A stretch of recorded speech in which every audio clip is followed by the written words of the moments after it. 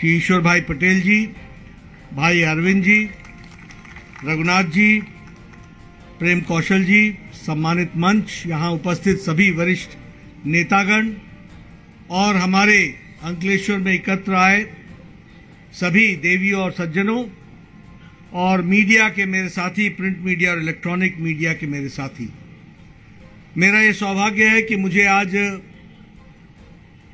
यहाँ अंकलेश्वर में भृगु ऋषि जी के मंदिर और उसी तरीके से भरूच और अंकलेश्वर के बीच में बहती हुई पवित्र नर्मदा नदी के पवित्र स्थान पर आने का मौका मिला है। सबसे पहले तो मैं इस भूमि को, पवित्र भूमि को नमन करता हूं और आप सबके आशीर्वाद से अपनी बात को प्रारंभ करता हूं। मित्रों, चुनाव की दृष्टि से अगर देखा जाए तो मैं ये कह सकता हूं कि गुजरात की धरती ने बहुत ऋषि मुनि, संत, समाज सेवक, समाज में परिवर्तन लाने वाले ऐसे तमाम सज्जन वृंद का वास यहां गुजरात में रहा है। लेकिन अगर मैं इसको और गहराई से देखूं तो मैं समझता हूं कि यह संतों का प्रदेश है और यह शेरों का प्रदेश है। और अगर इसको मैं वर्तमान परिप्रेक्ष्य में देखूं तो गुजरात ने देश को दिशा देने में अहम भूमिका अदा की है। फिर चाहे आजादी की लड़ाई में महात्मा गांधी, जिन्होंने आजादी की लड़ाई में अपना योगदान किया, वह गुजरात की धरती से संबंध रखते थे। इस देश को जोड़ने वाले और छोटे छोटे राज्यों को जोड़ करके इस भारतवर्ष को महान देश बनाने वाले लौह पुरुष सरदार वल्लभ भाई पटेल भी गुजरात की धरती से संबंध रखते हैं। और वर्तमान में न्यू इंडिया, नया भारत, प्रगतिशील भारत, आत्मनिर्भर भारत की नींव रखने वाला नेता हमारे आदरणीय प्रधानमंत्री श्री नरेंद्र भाई मोदी जी, वह भी गुजरात की धरती से संबंध रखते हैं। मैं यूं कह सकता हूं कि भारत की राजनीति में राजनीतिक संस्कृति को बदलने की अगर कहीं गंगोत्री है तो वो गुजरात की धरती है, जहां से वो संस्कृति शुरू हुई। आप देखेंगे कांग्रेस का कल्चर 70 साल का, भाई को भाई से लड़ाया, समाज को समाज से लड़ाया, नर्मदा नदी के इस पार और उस पार के बीच में झगड़े रखे, वार और पार का झगड़ा रहा, जातियों का झगड़ा रहा।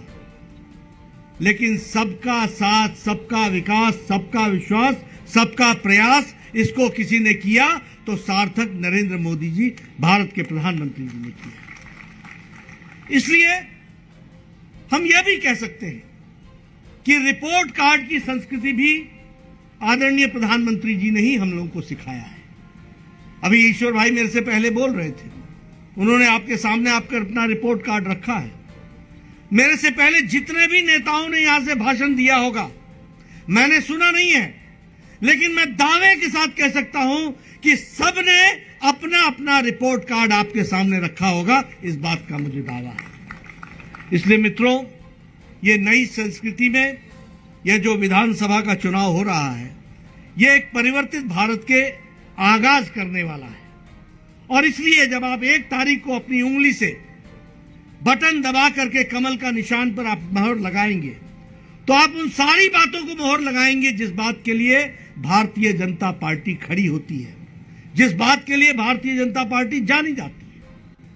आज देखिए आप, कोरोना की मार रही, दुनिया की अर्थव्यवस्था स्लो डाउन हो गई, दुनिया मुसीबत में पड़ा, लेकिन 75वें साल में प्रवेश करने के साथ साथ जिस ब्रिटानिया ने हमको 100 साल से ज्यादा राज किया, आज हम उसको पछाड़ कर 5वीं नंबर की अर्थव्यवस्था देश में बन रही है।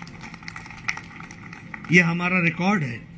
उसी तरीके से आपको जानकर के खुशी होगी कि इंटरनेशनल मॉनेटरी फंड ने, IMF ने हमको गरीबी की, अति गरीबी रेखा के 1% से भी कम में भारत को लाने में नरेंद्र मोदी जी का योगदान है। यह भी हमको ध्यान रखना चाहिए। नहीं तो हमारे बारे में कहते थे भारत में गरीबी है। आज अति गरीबी 1% से नीचे आ गई है।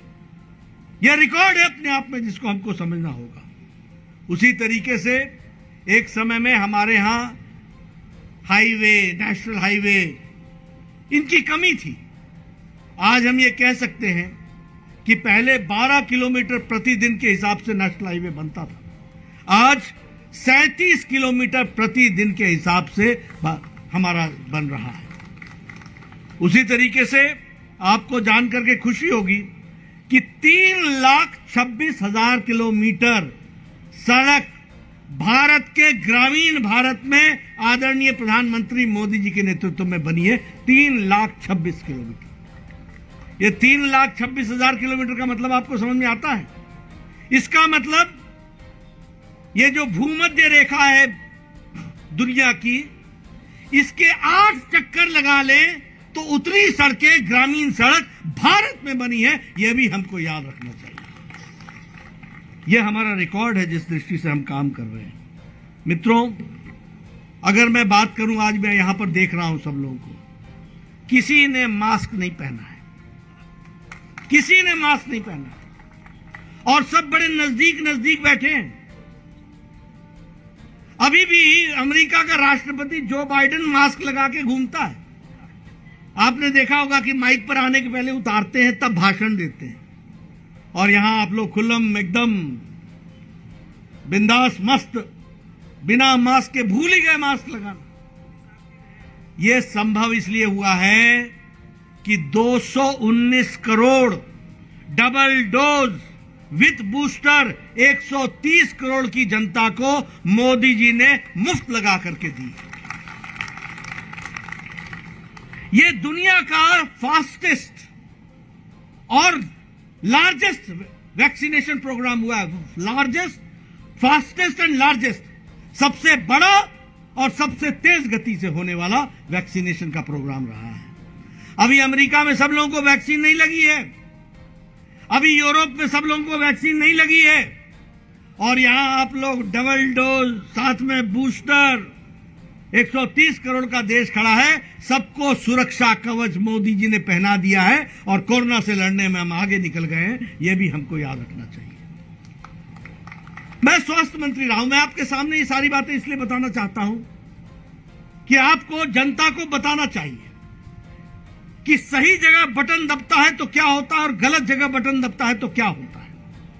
सही जगह दबता है तो मैं भारत का स्वास्थ्य मंत्री मोदी जी के आशीर्वाद से बना था। इस देश में चेचक के दवाई को पहुंचने में 25 साल लग गए। इस देश में टेटनस की दवाई को पहुंचने में 30 साल लग गए। इस देश में पल्स पोलियो की दवा 2 बूंद, उसको पहुंचने में 30 साल लग गए जब वो हमारा नेशनल प्रोग्राम बना। इस देश में ट्यूबरक्लोसिस की दवा को पहुंचने में 28-30 साल लग गए। इस देश में जापानी बुखार की दवा को पहुंचने में 100 साल लग गए। 100 साल। 1906 में जापान में दवाई बनी थी, 2006 में भारत में आई। वो भी तब आई जब योगी जी ने उसको गोरखपुर के लोगों के लिए मंगवाया, तब पहुंची, नहीं तो तब पहुंची नहीं थी। लेकिन आपको जानकर खुशी होगी कि इस शताब्दी का सबसे बड़ी ट्रेजेडी, त्रासदी जो कोरोना आया, तो पहला केस भारत में 20 जनवरी 2020 को आया था, और 20 अप्रैल 2020 को मोदी जी ने टास्क फोर्स बैठाया था, साइंटिस्ट को प्रोत्साहन दिया था, भारत सरकार की तरफ से पैसा दिया था रिसर्च करने के लिए, और 9 महीने के अंदर एक नहीं 2 वैक्सीन भारत ने बना लिया था। और उस समय ये ऑपोजिशन के लीडर क्या बोलते थे? ये वैक्सीन अच्छी नहीं है, इससे क्या क्या हो जाता है, क्या क्या गुमराह करते थे, आपको मालूम है ना। कहते थे ये भाजपा की वैक्सीन है, ये मोदी की वैक्सीन है। कहते थे कि नहीं कहते थे?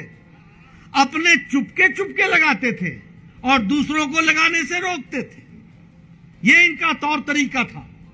लेकिन आपको जानकर खुशी होगी कि भारत की वैक्सीन 100 देशों में पहुंचाई गई है और 48 देशों में मुफ्त पहुंचाई गई है।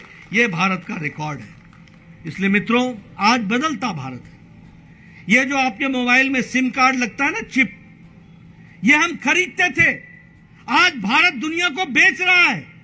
यह मोबाइल हम दूसरे नंबर के मैन्युफैक्चरर हैं दुनिया में। यह स्टील में हम दूसरे नंबर के मैन्युफैक्चरर हो गए। यह सौर ऊर्जा में हम 5वें नंबर पर आकर के खड़े हो गए। भारत एक के बाद एक कीर्तिमान स्थापित कर रहा है। अगर हम स्वास्थ्य की बात करें, जवाहरलाल नेहरू ने 1 all India institute of medical sciences दिया था। अटल जी ने 6 medical sciences, all India institute of medical sciences दिए, और मोदी जी ने 15 all India institute of medical sciences दिया। और यहां भी आपको राजकोट में एक all India institute of medical sciences दिया है। 200 नए मेडिकल कॉलेज बने। भरूच में नया मेडिकल कॉलेज मिला कि नहीं मिला? मिला कि नहीं मिला? कभी सोचा था कि भरूच में मेडिकल कॉलेज होगा? यह परिवर्तन है जिसको हमको समझना होगा। हमारे यहां एमबीबीएस की सीटें 54,000 हुआ करती थी प्रति साल में, अभी 83,000 सीटें प्रतिदिन, यानी 83,000 एमबीबीएस के ग्रेजुएट निकल रहे हैं। पोस्ट ग्रेजुएट हमारे 30,000 हुआ करते थे, आज 54,000 पोस्ट ग्रेजुएट प्रति साल निकल रहे हैं।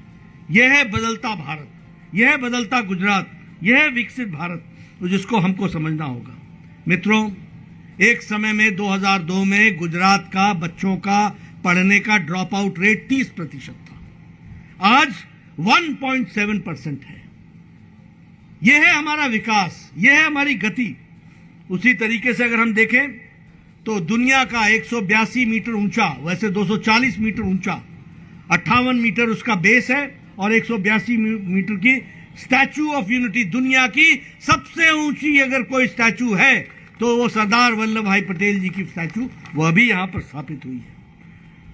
हम लोगों ने हमेशा सुना है कि पानी घटता है, यहां आपका 67% पानी बढ़ गया है, पानी का लेवल। तो सही जगह दबता है तो मोदी जी आते हैं, गलत जगह दबता है तो नर्मदा का बांध का भी ऊंचाई रुक जाती है। इस बात को भी हमको समझना होगा। मित्रों, आपको मालूम है, मैं आपके सामने शेयर करना चाहता हूं, हमारे नेता ईश्वर भाई पटेल से लेकर के सब लोग जाते थे, सब लोग जाके कहते थे वहां की नर्मदा के पानी के लिए इसको बढ़ाओ, इसकी दीवार को बढ़ाओ, इसका गेट का साइज बढ़ाओ, ऊपर पानी रुकेगा तो ज्यादा होगा। और मनमोहन सिंह क्या बोलते थे? अभी तक नहीं बढ़ा, अभी तक नहीं बढ़ा। यानी भारत के प्रधानमंत्री को मालूम ही नहीं है कि बढ़ा कि नहीं बढ़ा। खुद ही रोकते थे और हमसे पूछते थे, ये हालत थी। लेकिन आपको जानकर खुशी होगी, आपने 2014 में प्रधानमंत्री मोदी जी को प्रधानमंत्री बनाया और 17 दिन में 17 मीटर ऊंचे का आपकी दीवार बढ़ा दी गई और पानी को रोक करके आपको पहुंचाया गया। ये हमको समझना होगा। इसलिए आपके विकास के साथ कौन लोग जुड़े हैं, इस बात को भी हमको समझना होगा। आज प्रधानमंत्री जी ने मुधेरा गांव को 100% सोलर विलेज बना दिया है, यह भी हमको समझना है। आज दुनिया के नक्शे पर किस तरीके से विकास के नए नए आयाम लिखे जा रहे हैं, उसको भी हमको समझना होगा। कभी आपने सोचा था कि यहां पर एयरक्राफ्ट बनाने वाली फैक्ट्री बनेगी? कभी सोचा था क्या? एयरक्राफ्ट का मतलब होता था अमेरिका, एयरक्राफ्ट का मतलब होता था जर्मनी, एयरक्राफ्ट का मतलब होता था यूरोप। यहां तो हम सोच भी नहीं सकते थे कि हम एयरक्राफ्ट बनाएंगे। आपको आज जानकर खुशी होगी कि C-295 एयरक्राफ्ट अब वडोदरा में बनेगा, वडोदरा में बनने का उसका काम शुरू हो गया। उसी तरीके से मित्रों, गांव, गरीब, वंचित, पीड़ित, शोषित, दलित, इनकी चिंता किसने की? आप बताइए, पहले क्यों नहीं ख्याल आता है कि हमारे कोई अनुसूचित जाति से कोई भारत का राष्ट्रपति बनना चाहिए? पहले क्यों नहीं ख्याल आता है कि हमारे अनुसूचित जनजाति से, आदिवासी से किसी को राष्ट्रपति बनना चाहिए? और पहले क्यों नहीं ख्याल में आता है कि आदिवासी में भी महिला बननी चाहिए? यह सोच नरेंद्र मोदी जी को आती है। क्यों? क्योंकि सबका साथ, सबका विकास, सबका विश्वास, सबका प्रयास, यह हमारा मंत्र रहा है। मित्रों, जब हम कहते हैं कि हम अति गरीबी की रेखा से 1% से कम आ गए हैं, उसका कारण यह है कि प्रधानमंत्री मोदी जी ने गहराई से समझा, सारी चीजों को जानने की कोशिश की। तो पता चला कि पिछली बार जब महामारी आई थी तो बीमारी से ज्यादा लोग भूखमरी से मर गए थे।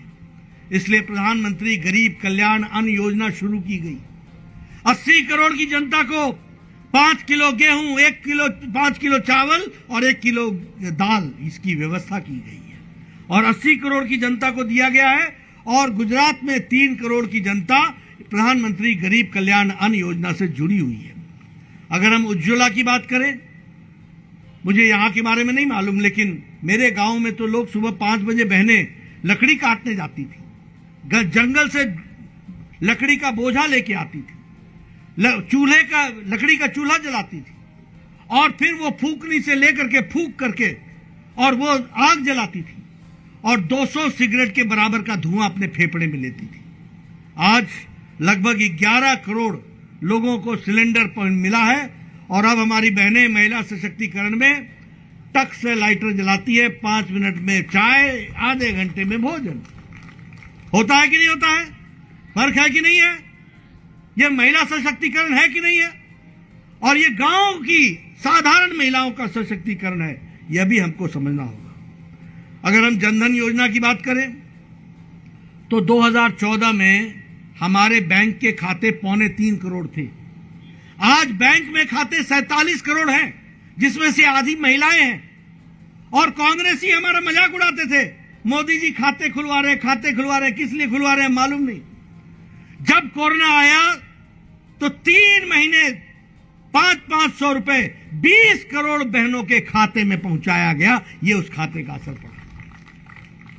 एक जमाने में राजीव गांधी कहते थे, मैं 100 रुपए भेजता हूं, 85 पैसे पता नहीं किस हाथ में फंस जाते हैं, कौन उसको खा जाता है। आज 25 लाख करोड़ रुपए सीधे डायरेक्ट बेनिफिट ट्रांसफर में गरीबों के खातों में पहुंचा है, 25 लाख करोड़ रुपए। अभी 31 मई को प्रधानमंत्री जी हमारे शिमला गए थे और शिमला का रिज मैदान है, सबसे ऊंचा मैदान, वहां उन्होंने भाषण दिया, किसान सम्मान निधि का रिलीज किया। शिमला के मैदान से उन्होंने एक बटन दबाया, 15 सेकंड के अंदर 11 करोड़ 84 लाख किसानों के खाते में 2-2 हजार रुपए पहुंच गया, 15 सेकंड के अंदर। यह है अंतर जिसको हमको समझना होगा। आयुष्मान भारत की बात करें, एक समय था मित्रों, मैं भी एमएलए था, या हमारे अरविंद भाई बैठे हैं, ये भी एमएलए, सब आते थे, मैं स्वास्थ्य मंत्री था। मेरे को इनका बाईपास होना है, इनको 1 लाख रुपए दे दो, इनका, ये गरीब आदमी है, इसका किडनी का ऑपरेशन होना है, इनको 2 लाख दे दो, 2.5 लाख दे दो। मैं नहीं दे पाता था और मेरे को उत्तर क्या देना पड़ता था कि भाई 75,000 ले लो, बाकी व्यवस्था करो। यानी मैं जान भी किसी की नहीं बचा पाता था। मैं देश का स्वास्थ्य मंत्री बना, प्रधानमंत्री जी ने मुझे कहा बड़ा सोचो। मैंने प्रधानमंत्री जी को बताया कि गरीबों की समस्या है, उनका बड़ा सोचो, कार्यक्रम बनाना है। और प्रधानमंत्री जी की सोच के कारण 10 करोड़ 74 लाख परिवार, यानी 50 लाख परिवार, 50 करोड़ लोग, और 50 करोड़ लोगों का मतलब होता है गांव गरीब के लोग, जो रेडी वाला, फेड़ी वाला है, बस ड्राइवर, बस cleaner, auto rickshaw driver, rickshaw वाला, ये गरीब लोग, ऐसे गरीब लोग, ऐसे 50 करोड़ लोगों को आदरणीय प्रधानमंत्री जी ने आयुष्मान भारत में हर साल 5 लाख रुपए का हेल्थ कवर दिया, 5 लाख रुपए का। अगर 2020-21 में किसी का 5 लाख खर्च हो गया तो 2021-22 में फिर से उसको 5 लाख रुपए मिलेगा, हर साल 5 लाख रुपए का, हमेशा 5 लाख हर साल मिलेगा। इसकी व्यवस्था की गई। और ये कितनी संख्या है? 50 करोड़। 50 करोड़ का मतलब है सारी अमेरिका की आबादी, सारी कनाडा की आबादी, मेक्सिको की आबादी, ये सब मिला लें तो हमारा आयुष्मान भारत बनता है। ये भी हमको याद रखना चाहिए। और उसी में मुख्यमंत्री अमृतम योजना में 41 लाख परिवार बेनिफिशियरीज जुड़े हैं। और आपके यहां पर अगर हम कहें तो गुजरात में 43 लाख फैमिलीज जुड़ी हैं, परिवार जुड़े हैं। और अंकलेश्वर में 9,428 परिवारों को यह फायदा मिल रहा है आयुष्मान भारत का। यह भी हमको ध्यान रखना होगा। और इसमें लगभग 7,000 करोड़ रुपए खर्च हुए। ये गरीबों की चिंता हुई है। उसी तरीके से अगर हम आवास योजना की बात करें, मैं एमएलए था 93-94 में, तो मेरा बीडीओ, यहां पता नहीं इसको क्या बोलते होंगे, ब्लॉक डेवलपमेंट ऑफिसर, बीडीओ ही बोलते हैं ना, बीडीओ, वो आता था, बोलता था नड्डा जी आपको एक खुशखबरी सुनानी है। बोले सुनाओ। बोला इंदिरा आवास योजना में 2 पंचायतों में आपको एक घर मिला है, बताइए किसको दें। तो मैं बोलता था भैया तू ही रख ले, आप ही रख लो, मेरे को नहीं चाहिए ये इंदिरा आवास योजना, किसको बांटूंगा, एक अनार 100 बीमार, कैसे होगा। लेकिन आपको जानकर खुशी होगी कि प्रधानमंत्री मोदी जी ने कहा कि कोई भी पक्के छत के बगैर 2024 के बाद उसको, उसके पहले उसको मिल जाएगा। और आज 3 करोड़ 60 लाख घर बन चुके हैं और 15 लाख घर गुजरात में बने हैं और 15,532 घर अंकलेश्वर में बने हैं। यह भी हमको ध्यान रखना है। यह है हमारा काम करने का रिकॉर्ड। एक तरफ हमको बोलते हैं 2 पंचायतों में एक घर ले लो और यहां हजारों में, लाखों में, करोड़ों में घर बन रहे। यह परिस्थिति आकर के खड़ी हुई है, इसको भी हमको समझना होगा। और उसी तरीके से मुख्यमंत्री गृह योजना में 46,656 मकान पूरे हो चुके हैं, यह भी हमको ध्यान में रखना होगा। मैं महिला सशक्तिकरण की बात करता हूं तो आपको याद दिलाना चाहता हूं, जब प्रधानमंत्री मोदी जी ने स्वच्छता की बात लाल किले के प्राचीर से की थी तो लोग हंसे थे। हमारे कांग्रेसी भाइयों ने मजाक बनाने की कोशिश की, प्रधानमंत्री स्वच्छता की बात लाल किले के प्राचीर से करता है। लेकिन इन लोगों को मालूम नहीं था कि देश कहां है खड़ा। प्रधानमंत्री मोदी जी ने 5 साल के अंदर इस कार्यक्रम के तहत 12 करोड़ हमारे इज्जत घर बनाए, 12 करोड़। इसका मतलब 12 करोड़ परिवार शौच के लिए खेतों में जाया करते थे, बाहर जाया करते थे। क्या महिला सशक्तिकरण हुआ था। लेकिन आज 12 करोड़ लोगों को घर में शौच देने की व्यवस्था मोदी जी ने की है और एक तरीके से महिलाओं को इज्जत घर देकर के महिलाओं की, बच्चों की इज्जत का ख्याल रखा गया है, उसका सशक्तिकरण हुआ है, वो भी हमको याद रखना है। और उसमें भी मैं कहना चाहूंगा 12 करोड़ नहीं 11 करोड़, और 11 करोड़ में 41,60,000 जो टॉयलेट्स हैं वो गुजरात में बने हैं और अंकलेश्वर में 2,12,653 टॉयलेट्स बने हैं। ये हमारा यहाँ का रिकॉर्ड है अंकलेश्वर में। उसी तरीके से आप सब लोगों को याद होगा, पानी के लिए आप सब लोग टैंकर का इंतजार करते थे गर्मियों में पानी के लिए। आजकल हर घर नल पहुंच रहा है कि नहीं पहुंच रहा है, हर घर जल पहुंच रहा है कि नहीं पहुंच रहा है। ये 100% पानी का पहुंचाना, इससे बड़ा सशक्तिकरण क्या हो सकता है। महिलाएं घंटों इंतजार करती थी पानी के लिए, घंटों। मुझे याद है हमारे घर में सवेरे 7 बजे हल्ला होने लगता था, पानी आएगा, पानी आएगा, पानी आएगा। 7 बजे साहब उठो उठो उठो उठो, ऐसा लगता था जैसे पता नहीं हमने कोई मोर्चे पर जाना है देश की लड़ाई लड़ने के लिए। और 9 बजता था तो सारे जब बर्तन भर जाते थे तो लगता था हाँ युद्ध जीत लिया, पानी आ गया। आज हर घर 24 घंटा सप्लाई, ये फर्क आया है। आप बताइए जब मोदी जी मुख्यमंत्री बने तो उस समय क्या डिमांड थी। उस समय डिमांड थी कि जब न्यूज आए तो कम से कम बत्ती आ जाए, न्यूज तो सुन लें। जब भोजन करें तो कम से कम बत्ती आ जाए तो कम से कम भोजन तो कर सकेंगे। ये डिमांड होती थी कि नहीं होती थी, यह होती थी कि नहीं 2002 में। और 2022 में जब हम बात करते हैं तो हम भूल चुके हैं, हमको याद ही नहीं है कि बिजली कभी जाती भी है। पहले याद नहीं आती थी कि बिजली कभी आती भी है, आज जाती भी है। हमारे बच्चों को उठा के देखिए, बच्चे से पूछिए, वो कर्फ्यू नाम की चीज नहीं जानता है।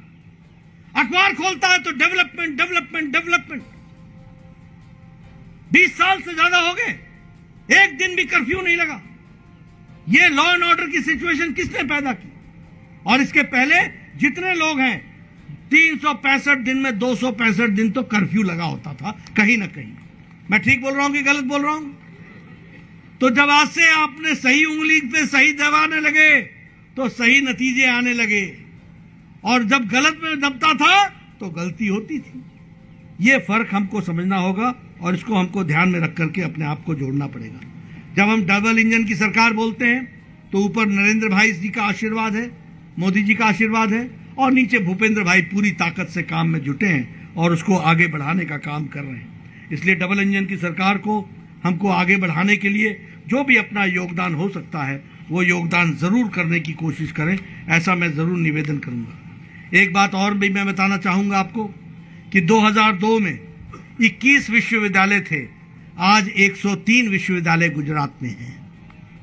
2002 में 775 हमारे कॉलेज थे, आज 3117 कॉलेजेस हैं। 2002 में 26 इंजीनियरिंग कॉलेज थे, आज 133 इंजीनियरिंग कॉलेज हैं।